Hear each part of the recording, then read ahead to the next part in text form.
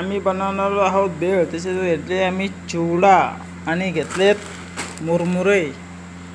त्यासाठी आम्ही घेतली एक कोथिंबीर, एक कांदा, एक टमाटर आणि चिचा भिजू घातल्या आहेत साखर टाकून. आणि त्याच्यासाठी घेतले मसाले. जसं तुम्हाला लागन तुम्ही टाकू शकता, जसं मला लागन मी तसं वापरणार. मी कापलाय कांदा, टमाटर, कोथिंबीर. तुम्ही आंब्याची कैरी पण टाकू शकता. त्यात टाकताना थोडासा चिवडा, जास्त आणि गाराने झाला पाहिजे. मग टाकणार टमाटर, मग टाकणार कांदा,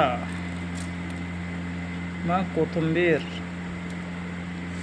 मग टाकणार मिरची पावडर. तुम्हाला जशी लागेल तुम्ही तशी टाकू शकता.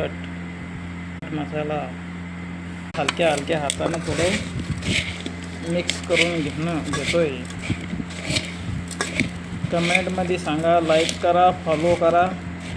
आता आपण याला टाकणार जे चिचाचं पाणी केलं होतं साखर टाकून, त्याच्यात थोडं हलकं आपण टाकू शकतो. तुम्ही बघू शकता, तुम्हाला जसं लागेल तुम्ही तसं टाकू शकाल.